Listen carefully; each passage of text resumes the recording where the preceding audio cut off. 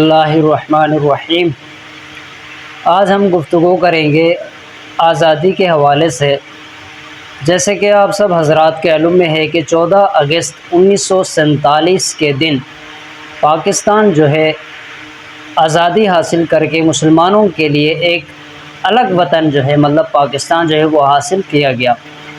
اب ہم اس کو سمجھیں گے کہ آزادی کا مطلب ہوتا کیا ہے، آزادی کہتے کسے ہے۔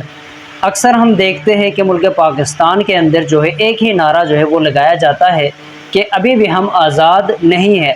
یہ غلط نعرہ ہے، یہ غلط بات ہے، اس پہ ایک طرح کی ناشکری جو ہے وہ سامنے آتی ہے۔ لہٰذا اس طرح کی باتوں سے، ایسے نعروں سے بچنے کی ضرورت ہے۔ ہم بالکل آزاد ہیں اور اس آزادی پر ہمیں اللہ تبارک و تعالیٰ کا شکر ادا کرنا چاہیے۔ ہم کس حیثیت سے آزاد ہیں، آپ کے سامنے انشاءاللہ تعالیٰ وہ باتیں میں عرض کروں گا۔ آپ سوچیں گے، آپ یقین کریں گے کہ واقعی ہم آزاد ہیں۔ دیکھیں، آزادی سے پہلے جو ہے ہندو ہمارے اوپر مسلط تھے، انگریز ہمارے اوپر قابض تھے۔ ہم آزادی کے ساتھ نماز نہیں پڑھ سکتے تھے، مساجد تعمیر نہیں کر سکتے تھے، قرآن پاک کی تلاوت نہیں کر سکتے تھے، آزادی کے ساتھ اسلام کا نعرہ بلند نہیں کر سکتے تھے، بہت سارے مشکلات کا سامنا کرنا پڑتا تھا۔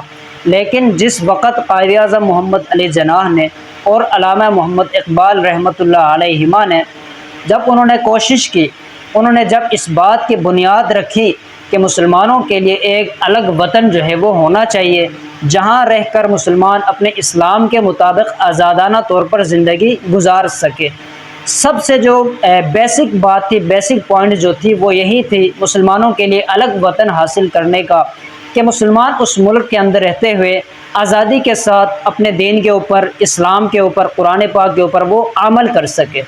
اس وجہ سے یہ ملک جو ہے وہ آزاد کرایا گیا اور اس ملک کی بنیاد رکھی گئی۔ پاکستان کا مطلب کیا ہے؟ لا الہ الا اللہ، مطلب اس ملک کے اندر رہتے ہوئے ہم کلمہ طیبہ کے اوپر عمل کر سکتے ہیں، کلمہ طیبہ کے مطابق اپنی زندگی کو گزار سکتے ہیں، ہمارے اوپر کسی کا دباؤ نہیں ہوگا، ہمیں کوئی مساجد تعمیر کرنے سے نہیں روک سکتا، کوئی قرآن پاک کی تلاوت سے نہیں روک سکتا، اذان جو ہے وہ دینے سے نہیں روک سکتے۔ تو اب ہم دیکھتے ہیں کہ پاکستان کے اندر، آپ بتائیں پاکستان کے چاروں صوبوں کے اندر کہاں پر آپ کو جو ہے ان باتوں کا سامنا کرنا پڑتا ہے کہ آپ اذان دیتے ہیں، آپ کو وہ لوگ روکتے ہوں، آپ نماز پڑھتے ہیں، آپ کے اوپر پابندی ہو، آپ داڑھی رکھتے ہیں، آپ کے اوپر پابندی ہو، آپ کے گھر کے خواتین جو ہے وہ باپردہ ہو کر باہر نکلتی ہے، ان کے اوپر پابندی ہو۔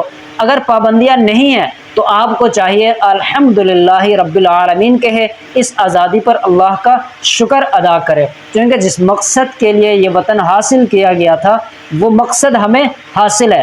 اس کے علاوہ اگر آپ معیشت کی بات کریں، مہنگائی کی بات کریں، آگے ملک کے اندر جو خرابیاں ہیں، چاہے وہ سیاستدانوں کی طرف سے ہو، چاہے وہ ججز حضرات کی طرف سے ہو، چاہے وہ پولیس ڈپارٹمنٹ کی طرف سے ہو، چاہے وہ افواج کی طرف سے، جو بھی آپ کے سامنے آپ کے دل و دماغ میں جو بات ہے وہ الگ موضوع ہے، لیکن آزادی کا مطلب جو ہے وہ یہی ہے اور یہ مطلب مقصد ہمیں حاصل ہے، لہٰذا اس کے اوپر اللہ کا شکر ادا کرنا چاہیے۔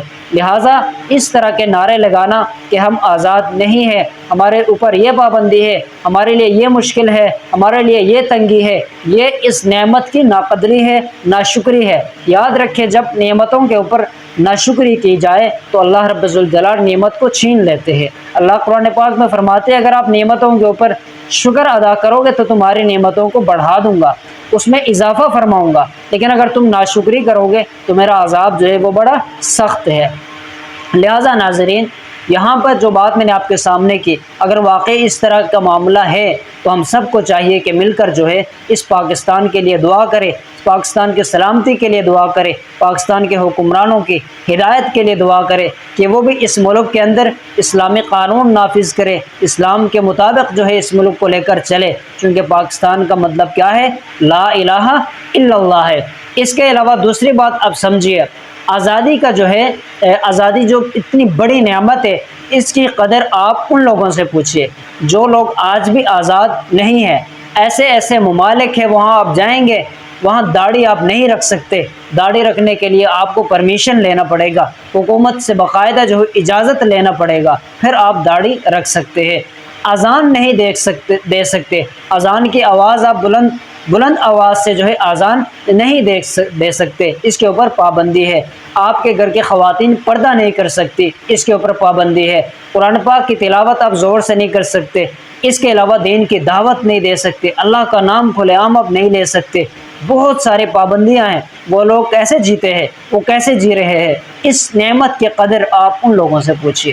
لہٰذا ناظرین، انشاءاللہ تعالی ہم اس نعمت کی قدر کریں گے، اس پر اللہ کا شکر ادا کریں گے، تو باقی چھوٹی موٹی جو ہے وہ تنگیاں پریشانیاں جو ہے وہ بھی اللہ رب الجلال دور فرمائیں گے۔ اللہ رب الجلال اس ملک کو جو ہے وہ قائم و دائم رکھے اور ہم سب کو اس کی قدر کرنے کی توفیق نصیب فرمائے۔ وما علینا الا البلاغ المبین۔